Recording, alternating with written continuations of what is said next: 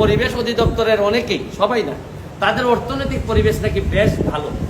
এর বিষয় পিয়ন বলেন, বিশেষ সহকারী বলেন, বা পিএস অমুক বলেন তমুক বলেন, বেশিরভাগ লোকই কিন্তু নেত্রীর এই সুযোগ নিয়ে তারা নেত্রীকে ক্ষতি করে গেছে, দেশটারে ক্ষতি করে গেছে। বিষয়টা এমন হয়েছে, আমাদের আঞ্চলিক ভাষায় বলে যে এমনি নাচুন্না বুড়ি আরো পাইছে ডুলের তালি। আপনারা পরিবেশ নিয়ে আমরা সারা বছরই চিৎকার করি। আমাদের ঢাকার অবস্থা তো জানেন যে আপনাদের এই আবহাওয়া বা পরিবেশ ঢাকার সবচেয়ে খারাপ ক্যাপিটাল হিসাবে, রাজধানী হিসাবে সারা বিশ্বের মধ্যে দেখা যায় প্রথম, বিভিন্ন সময় এক নম্বরে থাকে। তো কি কারণে খারাপ, এটার সাথে আজকে আমরা একটা মামলা করি। মামলাতে আপনারা দেখছেন যে ব্রিকফিল্ডের চুল্লি থেকে উপর দিকে ধোঁয়া উঠে, আর অনেকগুলা ব্রিকফিল্ড অথবা বিভিন্ন ইন্ডাস্ট্রি, এগুলোতে উপর দিকে ধোঁয়া যায়, ধোঁয়া গিয়ে কিন্তু পুরো আকাশটা অন্ধকার থাকে। আমি জানি না, আপনারা অনেকেই হয়তো বিদেশে গেছেন, দেখবেন যে বিদেশের আকাশ আর বাংলাদেশের আকাশের মধ্যে বিরাট পার্থক্য। কারণ হচ্ছে কি, আমাদের আকাশে হচ্ছে গিয়ে ধোঁয়া, আর এদের আকাশটা ধোঁয়া না থাকার কারণে পুরা পরিষ্কার দেখা যায় পুরো আকাশটা। তো কার্বো পিউরিফিকেশন টেকনোলজি লিমিটেড নামে বাংলাদেশের একজন ভদ্রলোক, উনি একটা প্রযুক্তি নিয়ে আসতেন বাংলাদেশে।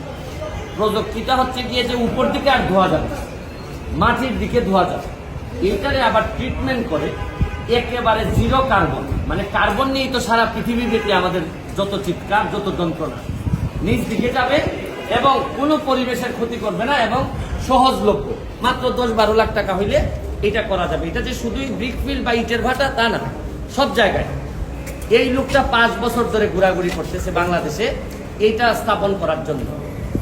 উনি মন্ত্রণালয়ে অ্যাপ্লিকেশন দিলেন, মন্ত্রণালয় একটা তদন্ত কমিটি করলো, এটার ব্যাপারে তদন্ত করে মন্ত্রণালয় গ্রিন সিগন্যাল দিল যে না, এটা দিলে ভালো হবে। সব কিছু করার পর মন্ত্রীও, মাননীয় মন্ত্রী সাবের হোসেন চৌধুরী, উনিও পজিটিভ, উনারও রিকমেন্ডেশন আছে। কিন্তু এই যে পরিবেশ অধিদপ্তরের যে মহাপরিচালক ডক্টর কি হামিদ, আব্দুল হামিদ, উনি আর এটা নিয়ে নড়েন না। উনার ব্যক্তিগতভাবে বলতে চাচ্ছেন যে কি কি কারণে উনি যে সব কারণে নড়েন, এর মধ্যে নাকি এটা উনি ম্যানেজ করতে পারতেছেন না। এখন এটা তো আর ওপেনলি আমি বলতে পারি না যে কি কারণে উনি ম্যানেজ হচ্ছেন না। আপনি চিন্তা করেন, এই যে কার্বন কমানোর যে এই যে কার্বো পিউরিফিকেশন টেকনোলজি, এটা বাংলাদেশে একটা মানে অন্যরকম পরিবর্তন আনা সম্ভব ছিল। মানে আমরা তো এমনিতেই শেষ, তার উপর বুঝেন যে একটা মানুষ এরকম একটা টেকনোলজি নিয়ে এসে দাঁড়ে দাঁড়ে ঘুরে বেড়াচ্ছে, দুয়ারে দুয়ারে ঘুরে বেড়াচ্ছে, তারপরও সব পজিটিভ হওয়ার পরও, মন্ত্রণালয় পজিটিভ হওয়ার পরও এই যে পরিবেশ অধিদপ্তর, আমার এলাকা তো উনি তো একটা পিউরিফিকেশন, আমার এলাকায় ব্রিকফিল্ড টিকফিল্ড মিলে পরিবেশে এই অধিদপ্তর আমাদের পরিবেশটাকে নষ্ট করার জন্য আরো বড় দায়ী। আর যারা এটার মধ্যে থাকে তাদের কিন্তু অর্থনৈতিক পরিবেশ অধিদপ্তরের অনেকেই, সবাই না, তাদের অর্থনৈতিক পরিবেশ নাকি বেশ ভালো। এরা নাকি এই বাংলাদেশের পরিবেশ আর লাগে না, কারণ বিদেশে পাঠাই দিবে তো ছেলে মেয়ে সব।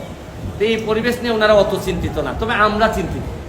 এই কারণে আপনাদের সামনে আসছে। আজকে আমরা মামলা করছি, আমাদের মাননীয় বিচারপতি ম্যাডাম নানা হায়দার এবং মাননীয় বিচারপতি কাজী জিনাত হক, ওনাদের সমন্বয়ে বেঞ্চ একটা রুল দিয়েছে যে এটাকে কেন, এই প্রযুক্তিটাকে কেন গেজেট আকারে বা আমাদের এখানে যেন কেন ব্যবহার করা হবে না, এটার জন্য রুল দিয়েছেন। আইনি পথে আমরা চলবো, কিন্তু রুল হয় বা বিভিন্ন মামলা হয়, শেষ পর্যন্ত আমরা পৌঁছাইতে পারি না এইসব মহাপরিচালকদের কারণে। এইসব মহাপরিচালকরাই দেশটারে কতভাবে যে পিছাই রাখছে আপনারা কোনো চিন্তাই করতে পারবেন না। এটার ছোট্ট একটা নমুনা আপনাদের সামনে তুলে ধরলাম।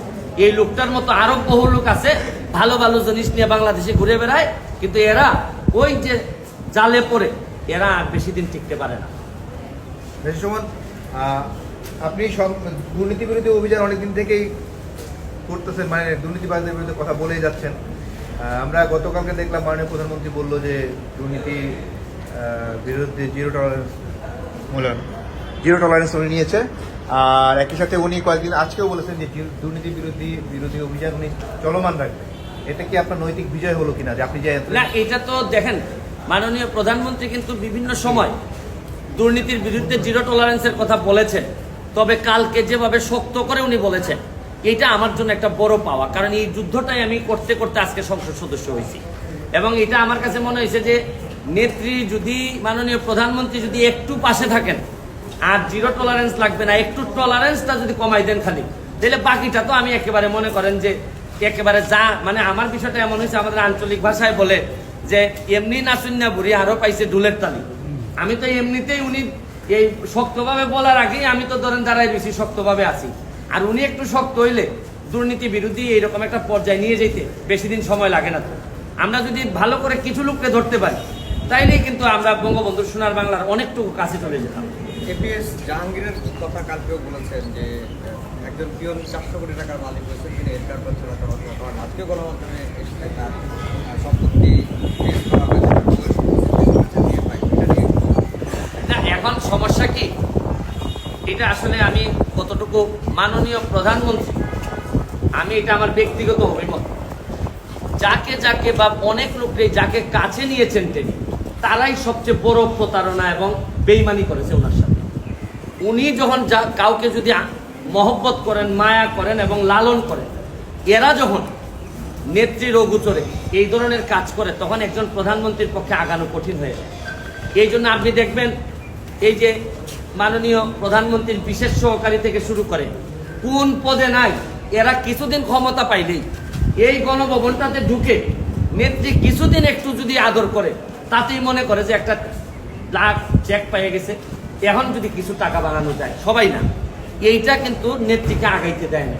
আপনি দেখেন, আপনার মনে আছে কিনা, বিশেষ সহকারী বাংলাদেশ আওয়ামী লীগের প্রচার সম্পাদক বর্তমান, যার বিরুদ্ধে 9টা বাড়ির মামলা আমি করছি, এই যে আব্দুস সুবহান গোলাপ, মামলা করছি, মামলা চলতেছে, ইনকোয়ারি চলতেছে, দুদকে এখনো চলেই দুদকে ইনকোয়ারি। শুনেন, সবসময় তো প্রকৃতির মানুষের আদালতে বিচার হয়তো পাই না, কিন্তু প্রকৃতির বিচার কিন্তু ঠিকই হয়। দেখেন এইবার তার এলাকার কালকিনির মানুষ একেবারে শোয়াই দিছে, মানে কত চেষ্টা করো ভদ্রলোক কিন্তু এই নৌকা নিয়েও জিততে পারে নাই। এর মানে মানুষ ঘৃণা প্রকাশ করছে, কোনো না কোনো ভাবে তো কিছু বিচার হচ্ছে। নেত্রী যাকেই টেনে নেয়, বেশিরভাগ লোক নেত্রীর সাথে বেইমানি করে। এই জন্য আমি তো ব্যক্তিগতভাবে সিদ্ধান্ত নিছি যে উনি সূর্যের মতো, আসলে বেশি কাছে গেলে পুড়ে যাওয়ার সম্ভাবনা থাকে, কারণ এত কোয়ালিফাইড, এত ধৈর্য ওনার। উনি তো বলেনি উনি নীলকণ্ঠ হয়ে গেছে, এত মানুষ ওনার সাথে প্রতারণা বেইমানি করছে। শুনেন, একজন নারীর সবচেয়ে দুর্বল জায়গা থাকে তার বাবা আর তার ছোট ভাই, দুইজনই তো তার, উনি জীবিত থাকতেই তো দুইজনই তো মারা গেছে, তার কারণে উনি নীলকণ্ঠ হয়ে গেছে। তো এইটা আমাদের দুঃখের বিষয়।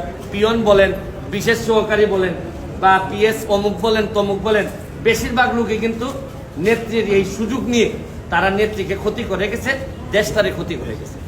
আপনার মামলাগুলোর কি অবস্থা, দুর্নীতি বিরোধী মামলাগুলোর কি অবস্থা? সবগুলাই চলছে। আমি তো দুর্নীতি বিরোধী মামলাগুলাতে আমি যখন এক পা আগাই, তখন দেখা যাচ্ছে যে পরের পাতে দেখা যায় ওজন বাড়তে থাকে, খালি চারদিকে প্রেসার থাকে। ধরেন আমি যখন প্রথম মামলা করি তখন ডিএজি বাধা দেয়, তো মামলা করে যখন রুল পাই তখন দেখা যায় অন্যান্য ডিপার্টমেন্ট দুদক থেকে বাধা পাই যে আসে না। তো দুদক যখন শেষ হয় তখন দেখা যায় এপিলেট ডিভিশনে স্টে করে আটকে রাখে।